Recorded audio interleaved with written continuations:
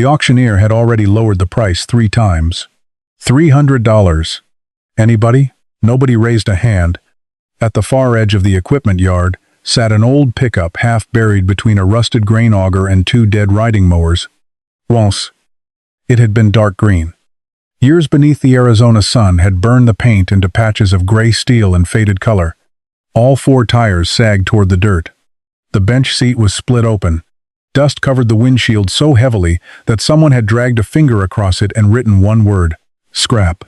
$2.50? A few men laughed. Walter Hayes didn't.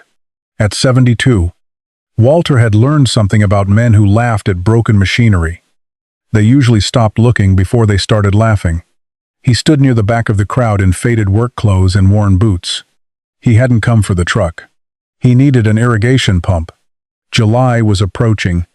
His old pump was failing, and the replacement estimate sitting on his kitchen table was more money than Walter wanted to think about. The truck was supposed to be irrelevant, but for 10 minutes, Walter had watched men inspect it. One kicked a tire. Another opened the driver's door, smelled the mouse-infested cab, and immediately closed it. A third crouched beneath the rear axle. Transmission leaks. Transmission's shot. Somebody answered. Been sitting 4 years. Probably seized too. Onebiwan. They walked away. Walter kept watching. Something bothered him. Not what they had found. What they hadn't checked. Nobody had opened the hood. $200. The auctioneer called. There's more than that in scrap. Not after I pay somebody to haul it. More laughter. Walter stepped away from the fence. Ray Collins caught his sleeve. You aren't thinking about buying that thing? Walter looked at him, thinking about looking. Same mistake. Walter continued toward the truck. The crowd noticed. Someone behind him said, Walter must need yard decoration. He ignored it. Up close. The pickup looked worse. Rust along the wheel arches. Cracked hoses underneath. Oiled dark dirt near the center of the chassis. Then Walter noticed something small. The hood wasn't sitting level. The passenger side corner stood slightly higher. Maybe half an inch.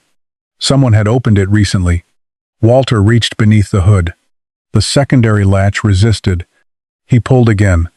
Rust cracked loose. The hood rose. A man behind him laughed. Told you. Dead. Walter didn't answer. The engine compartment was filthy. Green corrosion covered the battery terminals. A mouse nest filled one corner near the firewall. One radiator hose had collapsed inward. Old oil stained the side of the block. To most of the men standing behind Walter, the open hood confirmed everything they already believed. Walter saw something different. Space. He leaned closer. The old V8 wasn't buried beneath plastic covers and electronics. The front of the engine was exposed. Heavy steel brackets held simple accessories. Belts connected visible pulleys. Walter's eyes followed them. Pulley. Bracket. Crankshaft. Accessory drive. He wasn't asking whether the truck could drive. Not anymore. Walter pulled the dipstick. Dark oil. Old oil. But oil. He crouched and looked beneath the engine. The stain everyone had called an engine leak wasn't directly beneath the engine. Interesting. Ray had followed him. What are you seeing? Walter didn't answer immediately. He had spent most of his life around tractors. Pumps. Generators and machinery that survived because farmers repaired what other people replaced. His father had taught him one rule early. A broken machine and a useless machine were not always the same thing. Walter rubbed grime from the front of the engine with his thumb. The auctioneer called across the yard. You buying it or performing surgery? Walter? The men laughed again. Walter lowered the hood. How much are you at? 200. Walter looked at the truck. 4 bad tires. Ruined transmission. Supposedly, questionable brakes. Rust. A towing bill. Maybe a seized engine. Maybe $175 worth of scrap. Or maybe everyone standing around him was pricing the wrong machine. 175. The auctioneer blinked. Ray leaned toward him. Walter. No answer. You've lost your mind. The auctioneer scanned the crowd. 175. Anybody give me 2? Silence. Going once. Walter put his hands into his pockets. Going twice. For the first time, doubt crossed his face. If the engine was destroyed, Ray was right. He was buying scrap. The hammer came down. Sold. A few men chuckled and began walking toward the next lot. Walter stayed where he was. He looked at the battered pickup once more. Everyone else had seen a truck that could no longer do what a truck was supposed to do. Walter had asked a different question. What could it still do? He didn't know the answer yet. But for $175, he had bought the chance to find out. And before the week was over, Walter would discover that the most valuable thing beneath that hood had almost nothing to do with making the truck move.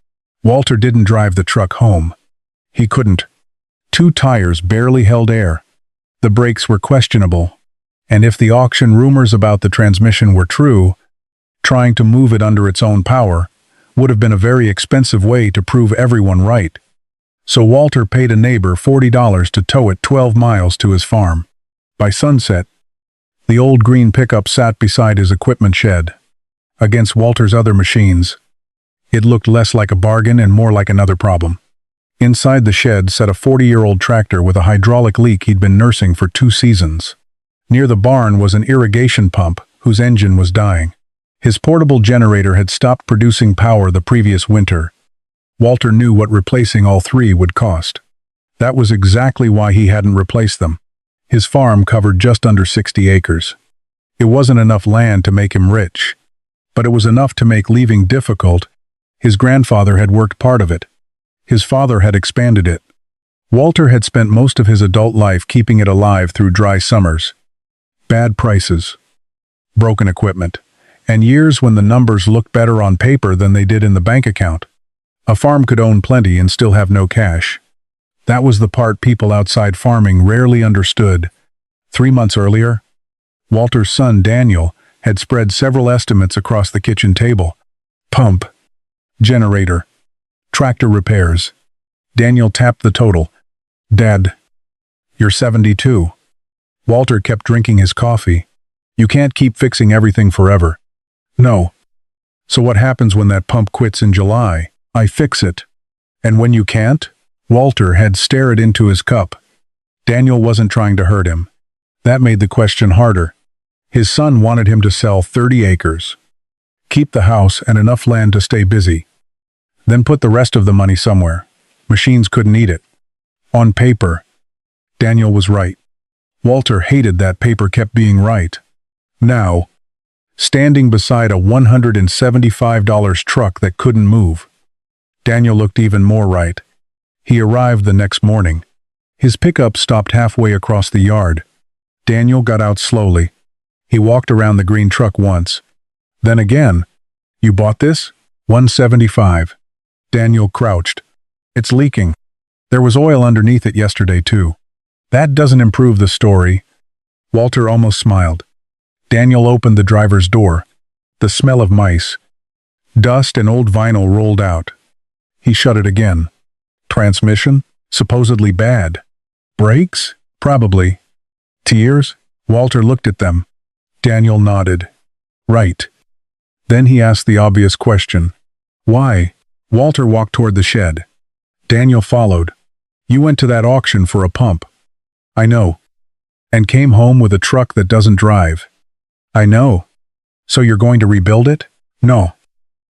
Daniel stopped. Walter returned carrying a socket set, a breaker bar, and a shallow metal pan. You're not fixing the transmission? No? Then what exactly did you buy? Walter set the tools beside the front wheel. For a moment, he looked toward the dead irrigation pump near the barn. Then back at the truck. When you were 16, Walter said, what did you think a tractor was for? Daniel frowned. Pulling things. Walter nodded. That's what it does. He released the hood latch. But that's not what it is. Daniel waited. Walter raised the hood.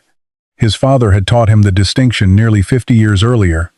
Back then, farms didn't always have a separate machine for every job. If you had an engine, you had power. Belts could carry it. Pulleys could change its speed. Shafts could move it somewhere else. One engine might run equipment that had nothing to do with the machine it originally came from. Then farming changed. Machines became complete systems. When the pump engine died, you bought another pump unit. When the generator failed, you replaced the generator. When a truck stopped moving, you called it a dead truck. Slowly, Walter had started thinking the same way. Until yesterday. At the auction, every man had looked at that pickup and asked, "What will it cost to make this truck drive again?" Walter had opened the hood and realized he didn't care. He pointed toward the crankshaft pulley. "This is what I bought." Daniel leaned closer. "The engine? If it's still alive." Daniel looked from the V8 to the irrigation pump, then back again. Something changed in his expression. "You're thinking about the pump." Walter picked up the breaker bar. "I'm thinking about power." The truck didn't need to move an inch. The transmission could stay broken. The brakes could stay bad. The bed could rust completely away. If that V8 could still produce reliable rotation, Walter might already own the most expensive part of several machines he couldn't afford to replace. But first, he needed to know whether everyone at the auction had missed something, or whether he'd just paid $175 for exactly what they'd said it was. Scrap. Walter removed the first spark plug. Then the second. Daniel watched silently. When all 8 were out, Walter fitted the breaker bar onto the crankshaft bolt. He wrapped both hands around it. Before he spent another $1, there was one question the old truck had to answer. Would the engine still turn? The breaker bar didn't move. Walter pulled again. Nothing. Daniel folded his arms on the other side of the truck. Seized? Walter kept both hands on the bar. Maybe. That single word changed the morning. If the engine was seized, almost everything Walter had seen at the auction stopped mattering. The visible pulleys, the simple brackets, the accessible V8. None of it was useful if the crankshaft couldn't turn. Walter had paid $175 for a possibility. A seized engine could turn that possibility back into scrap. He removed the breaker bar. Daniel looked surprised. "That's it?" "No." "You're giving up?" Walter pulled the first spark plug. "I'm stopping before I make it worse." By 9, all 8 plugs were lined up on an old shop towel in the exact order they'd come out. Daniel picked one up. They looked terrible. Old. Same thing. Walter shook his head. Old isn't a diagnosis. He inspected each plug. Dirty. Neglected. But nothing showed the kind of obvious mechanical damage he'd feared. That didn't prove the engine was healthy. It only meant he hadn't found a reason to condemn it yet. Walter poured a small amount of penetrating oil into each cylinder. Then he put the tools down. Daniel stared at him. "Now what?" "We wait." "For how long?" "Until pulling harder stops being our best idea." They left the truck beneath the Arizona sun. An hour later, Walter returned. He fitted the breaker bar onto the crankshaft bolt. Daniel stood beside him. Walter pulled gently. Nothing. Then, movement. Barely half an inch. Walter stopped immediately. Daniel leaned forward. "Did that move?" Walter reset the bar. "Watch." He pulled again. The crankshaft moved farther, then stopped. Another reset. Another careful pull. This time, the bar traveled several inches. Daniel smiled. Walter didn't. Not yet. On the 4th attempt, the crankshaft rotated through a complete cycle. Walter released the bar. For the first time that morning, a small smile appeared beneath his gray mustache. "That matters." Daniel looked at the engine. "So it's good?" "No. But it turns. That means it turns." Walter removed the socket. He wasn't going to turn one useful fact into 10 imaginary ones. The bearings could still be worn. Compression could be poor. The cooling system could leak. Fuel delivery could fail. Oil pressure could disappear the moment the engine started. But one possibility had just been eliminated. The engine wasn't locked solid. Walter leaned over the open hood. Now he returned to what had caught his attention at the auction, not the condition of the truck. The arrangement beneath the hood. He followed the front of the engine with his eyes. Crankshaft, pulley, bells, accessories. Everything began with rotation. Daniel watched him. What? Walter pointed toward the crank pulley. When that turns, what happens? The belts turn. And? The accessories. Walter nodded. The truck had been designed to use the engine's power in many ways before any of it reached the rear wheels. That was the clue. The transmission could be ruined. The brakes could remain untouched. The tires could rot where they sat. If the engine could produce reliable power, Walter didn't necessarily need the rest of the truck to work. Daniel looked toward the irrigation pump near the barn. Then back at his father. You really think you can run that pump with this engine? Walter corrected him.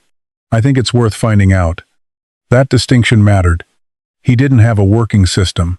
He didn't even have a running engine. He had one mechanical fact. The crankshaft could turn. That was enough for the next question. Walter checked the dipstick again. Oil. Then the radiator. Cooling system neglected, but present. He began writing on a piece of cardboard. Fuel. Ignition. Compression. Cooling. Daniel read over his shoulder. That's the plan? That's the questions. Walter wasn't restoring the truck. He wasn't ordering tires. He wasn't rebuilding the transmission. He wasn't touching the interior. Every dollar spent from this point forward had to answer one thing. Could the engine become a dependable source of power? Nothing else mattered yet. Daniel looked at the corroded battery terminals. What if we go through all that, and it still doesn't start? Walter closed the toolbox. Then we find out why. And if the engine's bad? Walter looked at the truck. Then toward the dry field beyond the barn. Then I paid $175 to be wrong. Daniel smiled slightly. You don't like being wrong. No. Walter lowered the hood halfway. But I like guessing even less. The crankshaft had moved. That was the first piece of evidence Walter had bought. Tomorrow, he would spend $23 trying to get the second. Because a free engine was one thing, a turning engine was another. But if that old V8 actually fired, the $175 truck would stop being a gamble about scrap. It would become a source of power waiting for a job. Walter spent $23 before he tried to start the engine. That was intentional. He wasn't restoring it. He was buying information. A new battery would have cost more. So he borrowed the one from his tractor. He replaced a cracked fuel line, bought fresh oil, and used parts already sitting on shelves in his shed. The old gasoline was the first problem. When Walter disconnected the fuel line, what drained into the pan smelled more like varnish than gasoline. Daniel stepped back. You were going to start it on that? No. Good. Walter glanced at him. I was going to find out why somebody else couldn't. They flushed the line and connected a temporary container of fresh fuel. Walter changed the oil and filter, then examined the cooling system. The collapsed radiator hose had to go. He found another in the shed that wasn't a perfect match, trimmed it carefully, and made it fit. By noon, the engine looked almost exactly as bad as it had that morning. That pleased Walter. Every dollar spent making it prettier would have taught him nothing. He installed the clean spark plugs, connected the tractor battery, and checked his work again. Daniel climbed behind the wheel. Walter remained beside the open hood. Don't start it. Daniel's hand stopped on the key. Just crank it. Daniel turned the key. The starter clicked. Nothing else happened. He tried again. Click. Daniel looked through the windshield. That's encouraging. Walter ignored him. He cleaned the battery connections until bare metal appeared, tightened the cables, and tapped the starter housing lightly. Again. This time the starter turned. Slowly. The engine rotated twice and stopped. Walter raised his hand. Enough. He touched the cables. Warm. Something was drawing too much current. Or the connections still weren't good enough. For another 40 minutes. He cleaned grounds and inspected wiring. Then they tried again. The starter turned faster. The engine coughed once. Both men froze. Daniel looked at Walter. You heard that? Walter was already watching the engine. Again. The starter spun. The V8 coughed twice. Almost caught.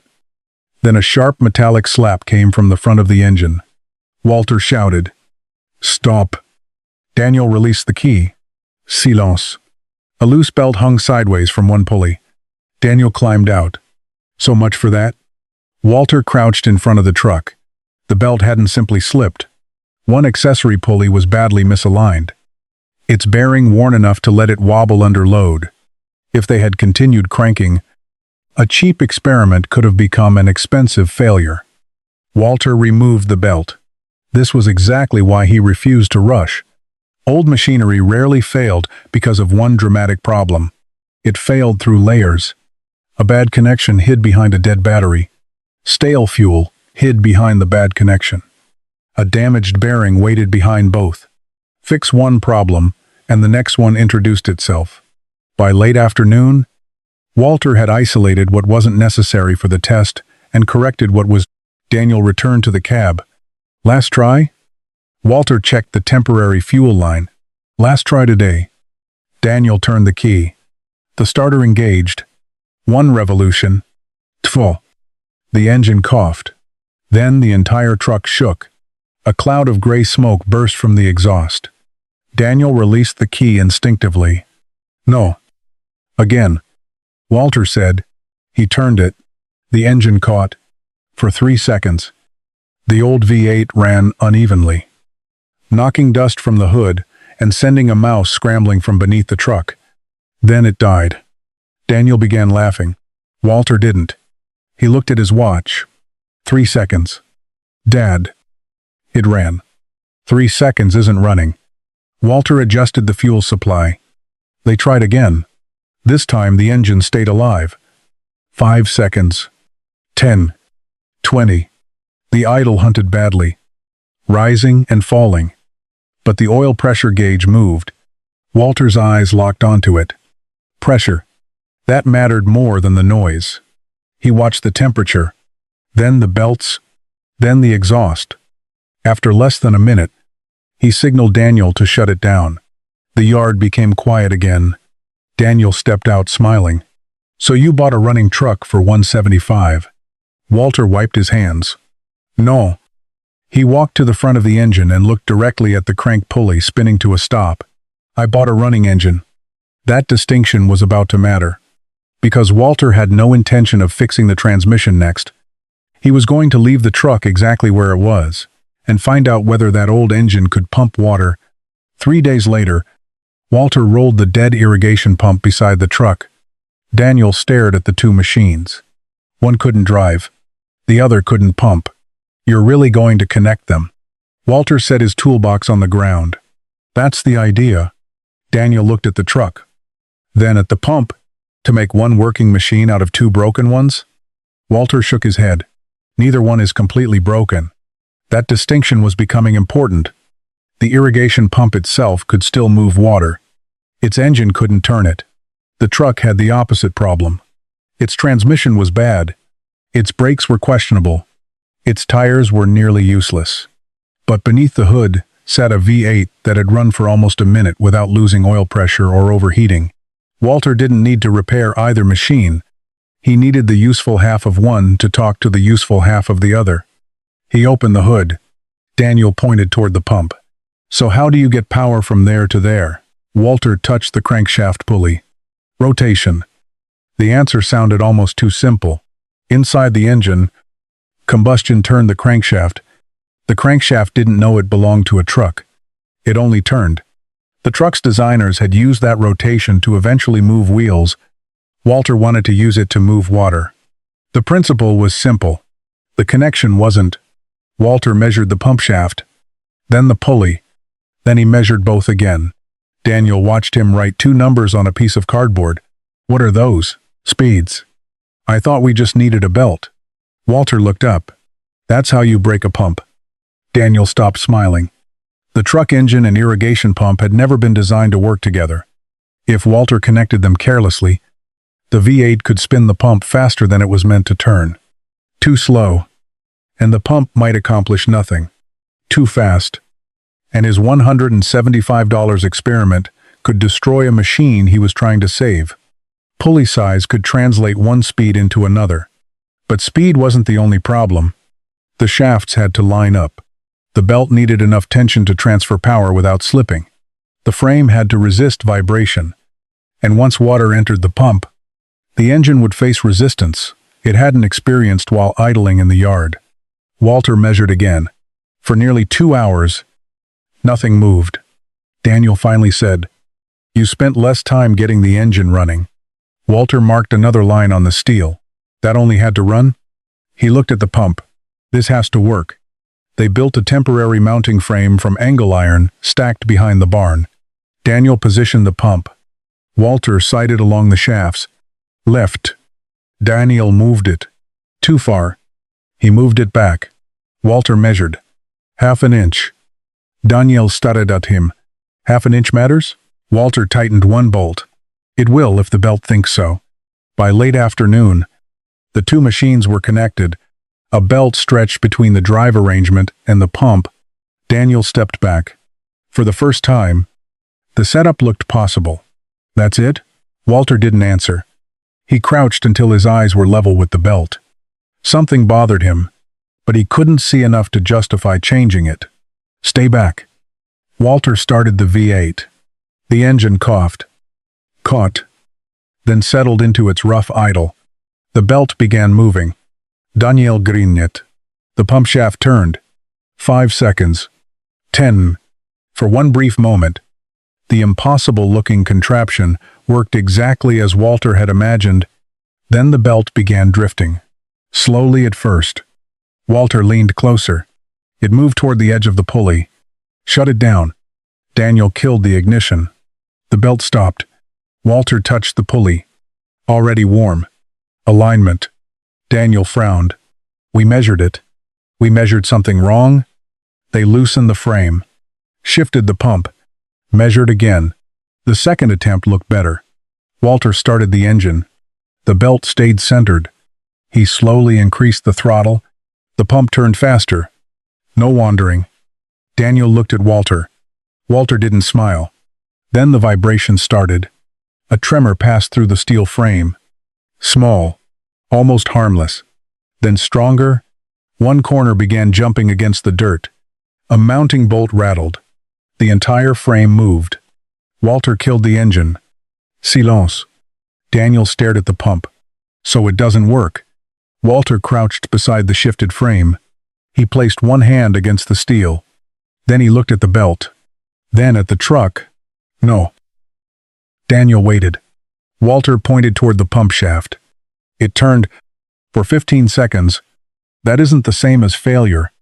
The engine had transferred power outside the truck. That mattered. The pump had accepted it. That mattered more. What had failed was the connection between them. Walter finally understood what the next problem was. He wasn't trying to prove an old truck engine could turn another machine anymore. He had already proved that. Now he had to make two machines built years apart. For completely different purposes, survive each other. And tomorrow, Walter would discover that making the pump turn was the easy part. Making it work under load was something else, entirely. Walter didn't touch the truck the next morning. Instead, he studied the damage. The belt had left a thin black line along one edge of the pulley. One mounting bolt had shifted in its slot. The temporary steel frame had moved nearly 2 inches across the dirt. None of it looked serious. That worried him. Catastrophic failures were obvious. Small mechanical errors could run quietly until they destroyed something expensive. Walter placed a straight edge across the pulleys. Daniel watched. Still alignment? Partly. Walter measured again. The pump shaft sat slightly higher than the drive line. Under no load. The belt tolerated it. As resistance increased, the belt pulled harder against one edge. But there was another problem. Walter had been thinking about speed. He hadn't thought enough about load. A spinning pump with no water moving through it was one thing. A pump actually lifting and pushing water was another. The moment the pump began doing useful work, the engine would have to supply real torque against resistance. Walter rebuilt the frame. He added cross-bracing, widened the base, and anchored it, instead of allowing it to rest loosely on dirt. Then he changed the pulley arrangement. By mid-afternoon, they were ready. This time, Walter connected the pump to the irrigation line. Daniel walked toward the truck. Walter stopped him. "Stay clear of the belt." "I'm clear." "Clear means if it breaks. It can't find you." Daniel moved farther away. Walter started the engine. The V8 settled into its rough idle. He increased the speed gradually. The belt straightened. The pump shaft turned. Walter watched the inlet. Nothing. Then the hose jerked. Water entered the pump. The engine note changed immediately. It dropped lower. For the first time, the truck was no longer merely spinning another machine. It was working against a load. Walter touched the throttle. The engine recovered. A few seconds later, water appeared at the outlet. Daniel grigned. There. Walter didn't celebrate. He was watching the belt. It began fluttering. Once. Twice. Then violently. Shut it down. Daniel reached for the ignition. Before he got there, the belt jumped. It struck the guard with a crack and tore loose. The engine raced suddenly without the pump load. Daniel killed it. Silence returned. A section of belt lay in the dirt. Daniel stared at it. Well? Walter walked over and picked it up. The edge was hot and polished. They had failed again. But this failure told Walter something the first one hadn't. The system worked long enough to reveal exactly where it was weak. The engine had carried the load. The pump had moved water. The problem was between them. Power generation wasn't the issue. Power transmission was. That evening, Walter went into the house and returned carrying a small notebook wrapped in a faded shop rag. Daniel recognized it. Grandpa's? Walter nodded. His father had filled those pages decades earlier, when farms commonly depended on simple mechanical systems that had to be repaired, adapted and reused rather than replaced. There were sketches of shafts, pulley diameters, belt arrangements, handwritten ratios, notes about bearings and alignment. Walter turned the pages slowly until he found a drawing of two pulleys connected by a belt. Beside it, his father had written a simple reminder: speed isn't power. Match the machine to the load. Walter stared at the sentence. He had been so focused on making the pump turn at the right speed that he had treated the connection like a demonstration. But a farm didn't need a demonstration. It needed something that could run under load for hours. Walter took a pencil and began calculating again. Different pulley ratio, better belt contact, stronger mounting, lower engine speed, less shock when the pump took load. Daniel pulled up a chair. How long is this going to take? Walter drew another circle. As long as it takes to stop guessing. Outside. The truck sat silent beside the broken belt. To anyone passing the farm, Walter's experiment had failed. But Walter now knew something he hadn't known the day before. The old truck could make enough power. The pump could still move water. He didn't need to save either machine. He needed to understand the connection between them. The notebook smelled like old oil. Walter sat at the kitchen table beneath a single yellow light, turning pages that hadn't been opened in years. Across from him, Daniel held the broken belt. One edge had been polished, smooth by heat. The pump had moved water. The engine had carried the load, and then the connection between them had torn itself apart. Daniel dropped the belt onto the table. So what's wrong? Walter didn't answer. He turned another page. The notebook had belonged to his father, Henry Hayes.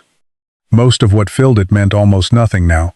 Part numbers from companies that no longer existed, measurements for machines Walter hadn't seen since childhood, rough sketches of bearings, shafts, brackets and belt drives. There was no blueprint for connecting an old pickup to an irrigation pump. Walter wasn't looking for one. He was looking for the mistake his father would have noticed. He stopped at a page showing 3 hand-drawn circles, pulley diameters, shaft speeds, arrows indicating direction of rotation. Daniel leaned closer. You remember this stuff? Walter stared at the pencil marks. Enough to know I forgot something. He turned another page. An old stationary engine driving a feed grinder, another belt system running a pump, then a sketch of 2 machines connected by a long belt. Beneath it, Henry had written one sentence: Don't make the engine do the machine's job. Make the connection translate between them. Walter stopped. Daniel read it again. What does that mean? Walter looked toward the dark window. Outside, the truck sat beside the pump. For days, he'd been thinking about whether the V8 had enough power. That wasn't the problem. The engine had already answered that question. When water entered the pump, the engine had pulled against the load and kept running. The belt had failed. Walter pulled a clean sheet of paper toward him. "I've been asking the engine to meet the pump where the pump wants to work." Daniel frowned. "Isn't that the point?" "No." Walter drew 2 circles. "The engine has a speed where it's comfortable." He drew another. "So does the pump." Then he drew a line between them. "This is what has to negotiate. The belt, the pulleys, the alignment, the tension, the connection." Walter had treated that connection like plumbing. Join point A to point B, and power would flow. But mechanical power wasn't just movement. The pump needed the right speed under real resistance. The engine needed to remain in a range where it could carry that resistance steadily. The drive between them had to translate one into the other. Walter looked at the torn belt. They hadn't built a system. They'd built a demonstration. And demonstrations only had to work once. A farm needed something that could work all morning. He began calculating again. Lower engine speed. Different pulley relationship. More belt contact. Stronger frame. A way to adjust tension without moving the entire pump. Daniel watched numbers cover the page. "You're rebuilding everything." The idea worked. The belt broke. Walter looked at him. "Exactly." Daniel waited. "If the engine had stalled, we'd have an engine problem." Walter pointed toward the broken belt. "If the pump hadn't moved water, we'd have a pump problem." He pushed the belt aside. But both worked. Daniel finally saw it. The part between them failed. Walter nodded. That changed everything. Failure had not disproved the idea. It had isolated the weakness. At sunrise, they tore the drive apart. Walter moved the pump closer to the truck. They replaced the light frame with heavier angle iron and added cross-bracing. He corrected the shaft alignment, then corrected it again. Daniel drilled new mounting holes. Walter built adjustment into the frame so belt tension could be changed without shifting the entire pump. By noon, the contraption looked different. Not pretty. Deliberate. Walter shoved the frame with his boot. It didn't move. He sighted down the belt. Checked the pulleys. Checked them again. Daniel sighed. "It's straight." Walter kept measuring. Machines don't care how straight it looks. Finally, he stood. They connected the irrigation line. Walter filled the pump properly. Then he started the truck. The V8 caught on the second attempt. This time, Walter didn't immediately increase the throttle. He let the engine warm, then slowly brought the drive up to speed. The belt moved. Centered. Smooth. The pump shaft turned. No wandering. No vibration. Daniel stared at the inlet hose. Nothing. 5 seconds. 10. Then the hose jerked. Water entered the pump. The engine note deepened. Walter's eyes went immediately to the belt. It held. The outlet pipe coughed once. Then again. A muddy burst struck the irrigation ditch, and suddenly, water poured out in a solid stream. Daniel smiled. Walter looked at his watch. 1 minute. 5 minutes passed. Then 10. The belt stayed centered. At 20 minutes, Walter touched the bearing housing. Warm. Not hot. At 30 minutes, he finally stepped away. Water moved through the ditch and entered the first dry furrows. Daniel stood beside him. Grandpa would have liked this. Walter watched the water. No. Daniel looked over. A small smile appeared beneath Walter's mustache. He would have asked why it took me 3 tries. Behind them, the old V8 kept running. Steady. Ugly. Useful. Walter looked from the truck to the water spreading across his field. For the first time, he wasn't wondering whether the experiment would work. He was wondering how many other broken machines on the farm weren't really broken at all. By the 3rd morning, Walter stopped looking at the pump every 30 seconds. That was progress. The day before, the system had run for nearly 2 hours. The belt had stayed centered. The frame hadn't moved. The bearings had remained warm instead of hot. The truck's temperature gauge had held steady. Daniel thought that meant they were finished. Walter knew better. 20 minutes proved an idea. 2 hours proved improvement. But a farm didn't need an experiment. It needed a machine you could walk away from. That morning, Walter connected the irrigation line to the south field. It was the driest ground on the farm. Nearly 3 weeks without enough water had left the alfalfa pale and thin. Near the ditch, some green remained. Farther out, the soil had hardened into a light-colored crust. Walter knelt and pushed 2 fingers into it. They barely entered. Daniel stood behind him. How long? Most of the morning. Daniel looked toward the old truck. You trust it that long? Walter stood and brushed dirt from his hand. No. Daniel waited. Walter started walking back. That's why we're running it. Odszapte, obsprezici. The V8 came alive. Walter let it warm. Then he brought the pump in gradually. The belt tightened. The shaft began turning. Water entered the inlet. The engine note deepened as the load arrived. A few seconds later, water surged into the ditch. Walter watched everything. Belt, bearing, frame, temperature, engine speed. Nothing moved that shouldn't. Nothing heated too quickly. Nothing sounded wrong. Then Walter did something Daniel hadn't seen him do since the experiment began. He walked away. Not far. Just to the first irrigation gate. But it mattered.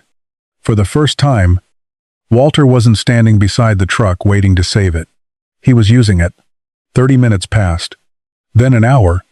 Walter opened another gate. Water crawled farther into the dry furrows. Atopt patruzeci unu.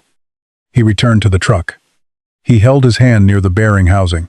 Warm. He inspected the belt. No black dust. No frayed edge. The frame hadn't shifted. Temperature normal. Daniel watched from the fence. Still waiting for something to break? Yes. Daniel laughed. Walter didn't. Old machinery had taught him that failure wasn't always loud. A belt could wear itself apart, one invisible fraction at a time. A bearing could heat slowly. A bolt could loosen for an hour before letting go. Success could hide damage just as easily as failure revealed it. Another hour passed. Then the engine stumbled. Walter's head turned instantly. The V8 recovered. A few seconds later, another stumble. Walter was already moving. Daniel ran behind him. Temperature? Normal. Belt? Walter checked. Good. The engine coughed again. Daniel's expression changed. After everything they had rebuilt, this sounded different. Walter listened. Fuel. Ignition. Load. He looked over the engine bay. Then stopped. The temporary fuel container was nearly empty.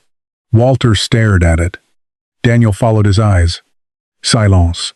You're kidding. Walter shut the engine down. For several seconds, neither man spoke.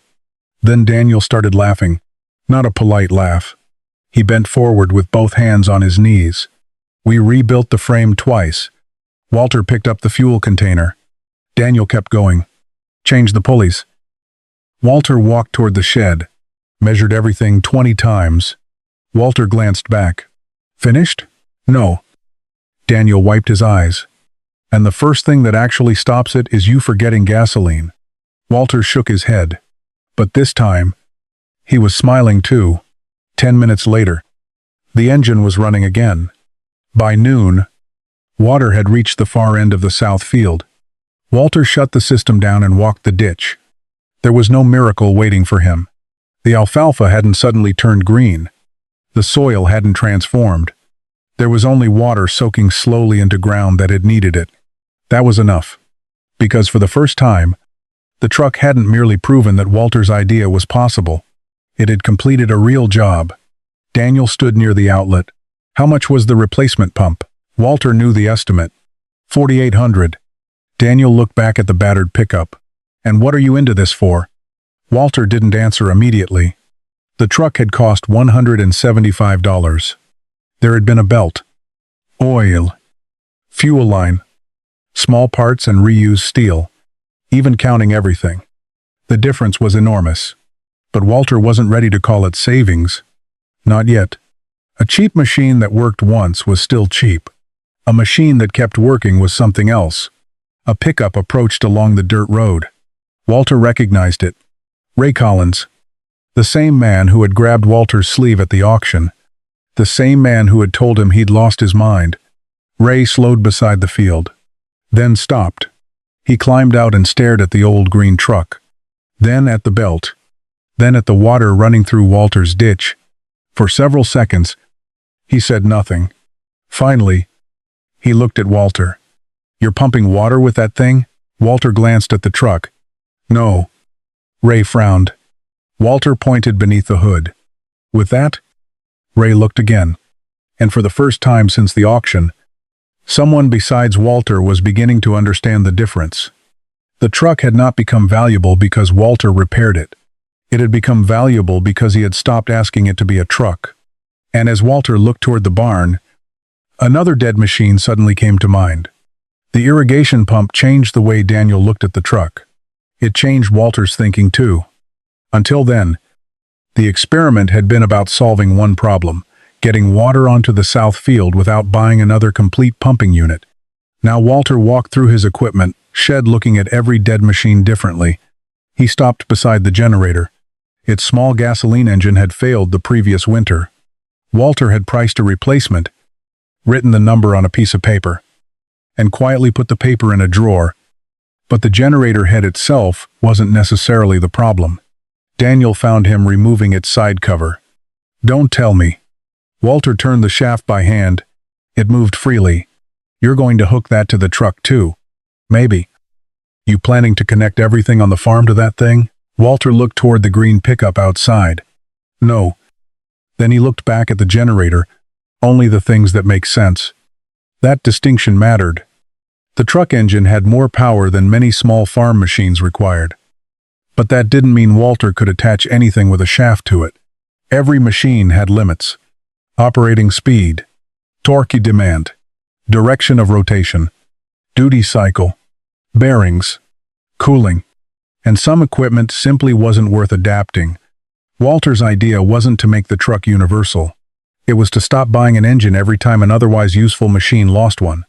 Over the next week, he rebuilt the drive system around that principle. The pump connection had taught him what not to do. Instead of constructing a permanent arrangement for one machine, Walter built a stronger mounting point that could accept different driven equipment. The truck remained stationary during operation. Guards covered exposed moving components. Adjustments allowed him to align the drive instead of improvising with blocks of wood and loose bolts. Daniel noticed something else. Walter labeled everything. Pump 1, Babe. One tag showed the pulley arrangement, another marked the engine setting. Walter had tested successfully. Daniel held up one of the tags. "You don't trust yourself? I don't trust memory." That afternoon, they tested the generator. Walter was even more cautious than he had been with the pump. A generator didn't merely need to spin. It needed to operate at the correct speed for the electrical output it was designed to produce. So Walter didn't connect the farmhouse. He started with controlled testing and a small load. The first attempt failed. The output wandered. Walter shut everything down. He changed the drive ratio and tried again. Better. Then Daniel plugged in 2 shop lights. They flickered, stabilized, and stayed on. Daniel stared at them. "That's it?" Walter watched the instruments. "No." "What now?" "We wait." They ran the system under increasing load while Walter monitored it. The lights remained steady, then a small shop tool, then another controlled load. Only after repeated testing did Walter allow himself to believe the second application was viable. 2 weeks later, a thunderstorm crossed the valley. The power went out shortly after 9. Daniel, who lived several miles away, called immediately. "You got lights?" "No." "You want me to bring my generator?" Walter looked through the kitchen window. The old green truck sat beneath the equipment shelter. "No need." 20 minutes later, its V8 was running, not driving, working. The adapted generator supplied only the circuits Walter considered essential: a few lights, refrigeration, the well controls when needed, nothing unnecessary. Walter sat at his kitchen table while rain struck the windows. Outside, a truck everyone had valued, as scrap was keeping critical parts of the farm operating. The next morning, Ray stopped by again. He walked around the truck slowly. So now it's a generator too? Sometimes. And a water pump. Sometimes? Ray rubbed his chin. What do you call it now?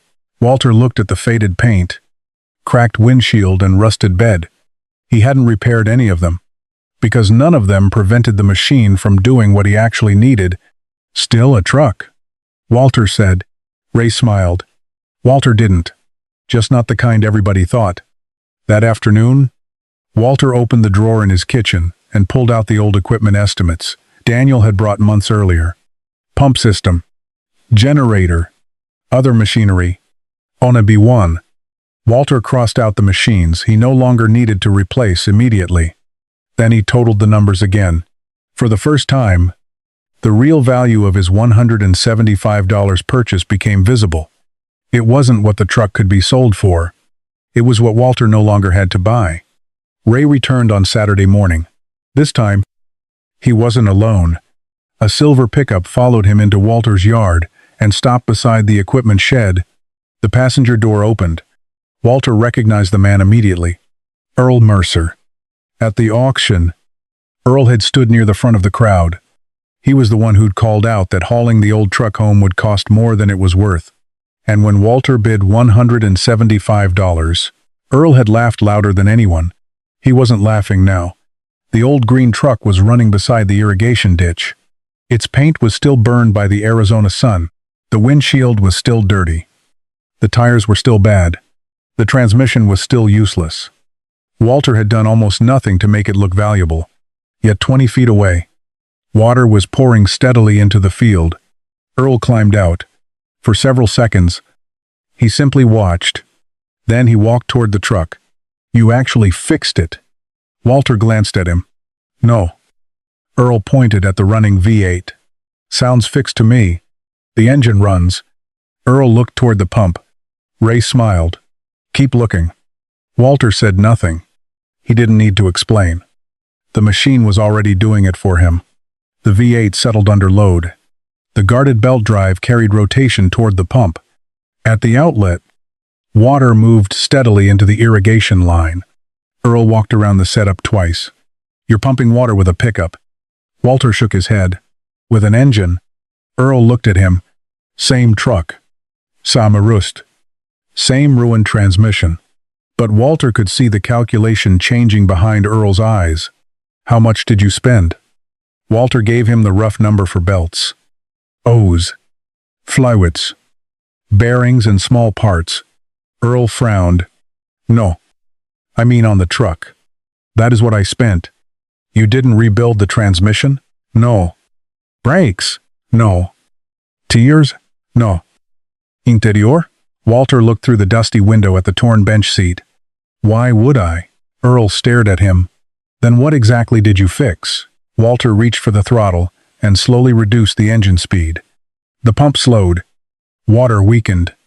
Then Walter shut the system down. The belt coasted to a stop. Silence settled over the yard. I fixed what kept it from doing the job I needed. Earl looked at the truck again. This time, longer. At the auction, everyone had started with the same assumption. If you bought a truck, the goal was to make it a truck again. So they had counted everything wrong with it. Transmission, brakes, tires, rust, interior. Walter had counted something else.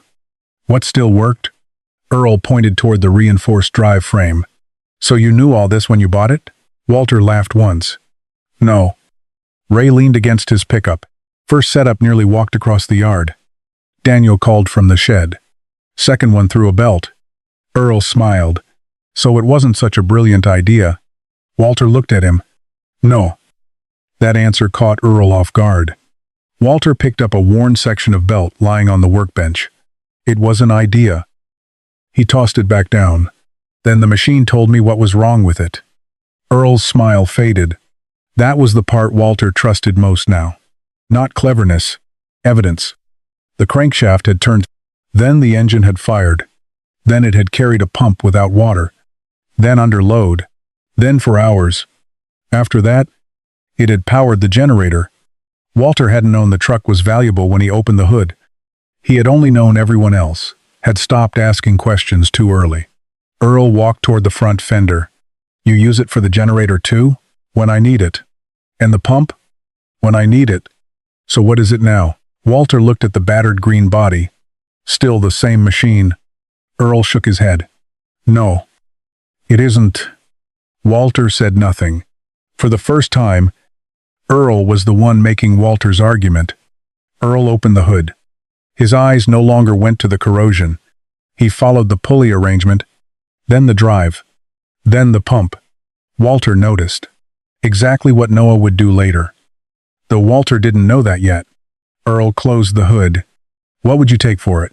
Daniel looked up from inside the shed. Ray stopped smiling. Walter thought he'd misheard. What? The truck. Earl pulled out his wallet. 500. Walter stared at him. At the auction, Earl had laughed when nobody wanted it for 200. Now he was offering almost 3 times that. Walter shook his head. 800. No. 1,000.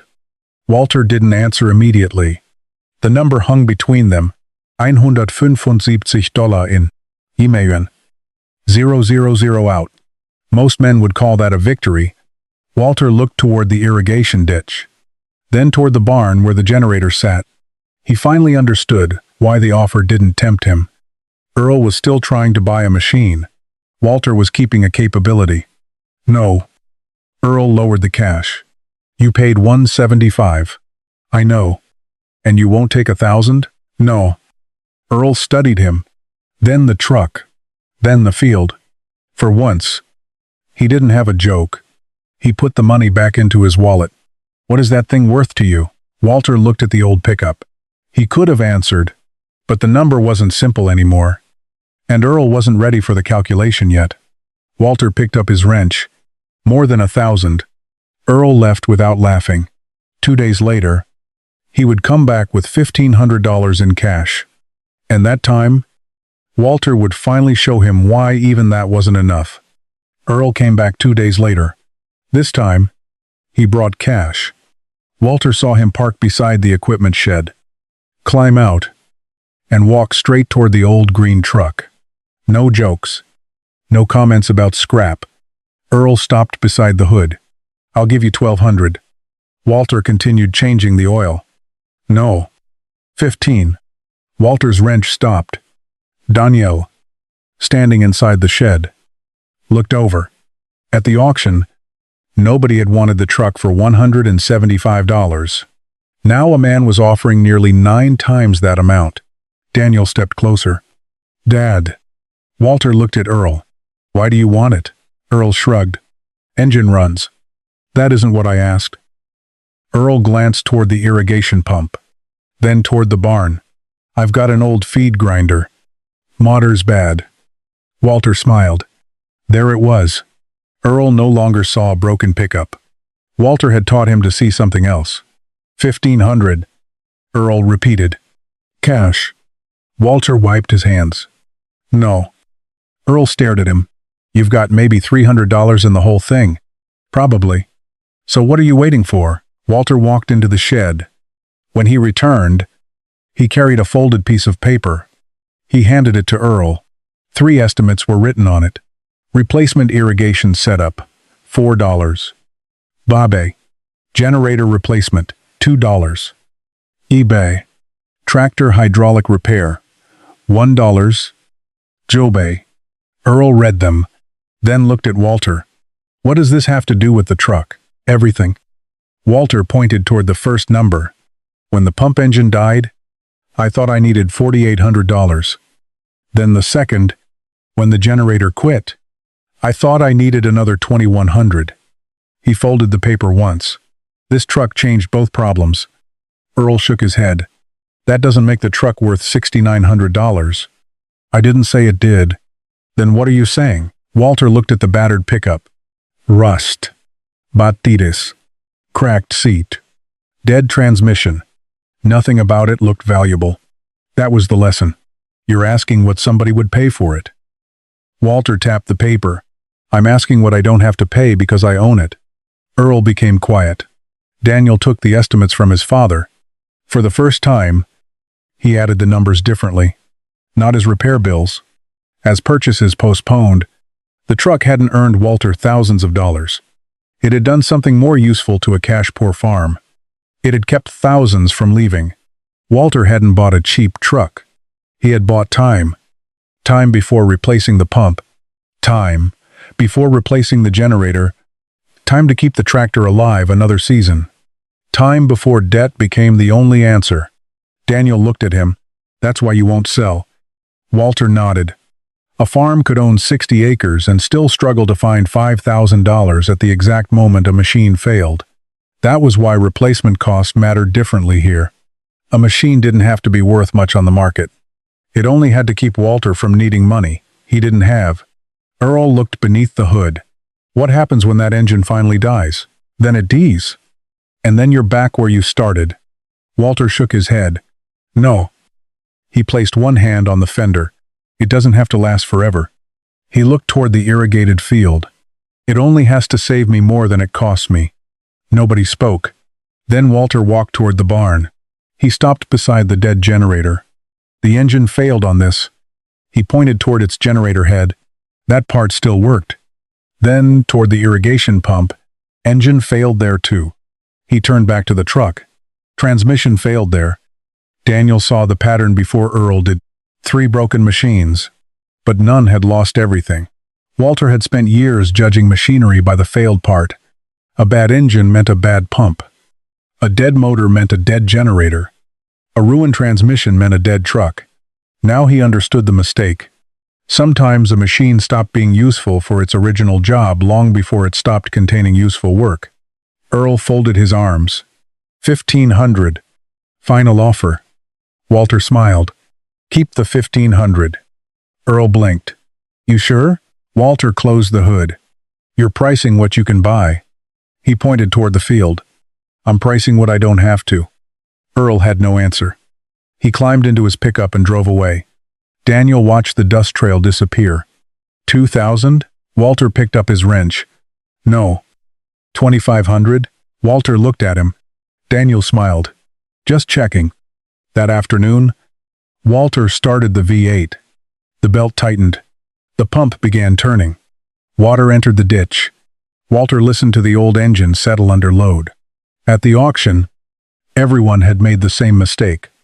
They had tried to decide what the truck was worth by asking what it could sell for. Walter finally had a better answer. The real value of an old machine wasn't always what someone would pay to own it. Sometimes it was what you no longer had to buy because you refused to throw it away. The boy arrived just after 7 the next morning. His name was Noah Bennett, 24 years old, recently married, and trying to keep his grandfather's small farm alive while working construction 3 days a week. Ray had sent him. Noah parked beside the equipment shed and immediately noticed the green truck. So that's it? Walter looked up from his coffee. That's what? The truck everybody's talking about. Walter almost laughed. A month earlier, nobody had wanted it. Now people were talking about it. Noah walked around the pickup slowly. He examined the rust, the cracked windshield, the worn tires. Then he looked through the window at the ruined seat. I don't understand. Good. Noah glanced at Walter. Good? Means you're looking. Walter set down his coffee. Noah followed him to the front of the truck. Ray said you knew it was worth buying as soon as you opened the hood. Walter nodded. What did you see? Walter reached beneath the hood. The latch released. He raised it. Noah leaned forward. For several seconds, Walter said nothing. He wanted the young man to experience the same problem everyone at the auction had experienced. If you expected to see an old truck engine, that was all you saw. Noah pointed. The engine? Yes. What about it? Walter touched the edge of the engine bay. Forget the truck. Noah frowned. What? Forget the wheels. Forget the transmission. Forget the seats. Forget what somebody told you this machine was supposed to do. Walter pointed toward the crankshaft pulley. What is that? A pulley. What does it do? Turns. Walter nodded. And where does that rotation come from? The engine. Now Noah understood where the question was going. Walter stepped back. At the auction, everybody was trying to calculate what it would cost to make this a truck again. He pointed toward the field. I wasn't. Water was already moving through one irrigation line. Walter showed Noah the pump arrangement, then the reinforced mounting system, then the guarded drive. He explained the failures before the success. The first alignment problem, the belt that walked sideways, the frame that moved under load, the second belt that jumped when the pump began moving water. Noah listened carefully. So you knew all of this when you bought it? Walter shook his head. No. That answer surprised him. I knew enough to ask another question. Walter opened his father's notebook. He showed Noah the old pulley sketches and handwritten ratios. This didn't give me instructions for that truck. He tapped the page. It reminded me not to confuse a machine with the job somebody originally gave it. The truck engine produced rotation. The pump needed rotation. Connecting those facts safely had required experimentation, measurement, and failure. There had been no magic hidden beneath the hood. The hidden value had been usefulness. Noah looked toward the truck. So anything old can be reused? No. Walter answered immediately. Some things are worn out. Some are dangerous. Some cost more to adapt than they're worth. He closed the notebook. The trick isn't believing everything old has value. Walter looked directly at him. The trick is learning how to tell when something still does. They walked toward the south field. The soil was dark where water had recently passed through the furrows. Weeks earlier, Walter had been staring at equipment estimates and wondering which part of the farm he would have to give up first. The truck hadn't solved everything. His tractor was still old. Fuel still cost money. Belts wore. Bearings failed. And sooner or later, the V8 itself would need repairs. Walter might no longer want to make, but the truck had bought him something more valuable than another machine. Time. Time before buying a new pump. Time before replacing the generator. Time to keep the farm operating, while deciding what actually needed, replacing. Noah stopped beside the irrigation ditch. How much would you sell it for? Walter laughed. Now you sound like everybody else? They returned to the truck. Before leaving, Noah looked beneath the hood one last time. This time he didn't examine the rust. His eyes followed the pulleys. Walter noticed. That was enough. After Noah drove away, Walter remained beside the pickup. He placed one hand on the hood. At 72, he had no illusion that old things lasted forever. He knew better than most that they didn't. But age had taught him something youth rarely had reason to learn. A thing could stop being what it once was without becoming worthless. Walter lowered the hood. The latch clicked. Then he started the engine. Across the yard, the pump began turning. Water entered the ditch and moved slowly toward the field. The truck never moved an inch. It didn't need to. Everyone else had seen a vehicle that could no longer do its job. Walter had seen a machine that still had work left inside it. And at 72, he hadn't discovered how to make old things young again. He had learned something far more useful: how to recognize what they could still do.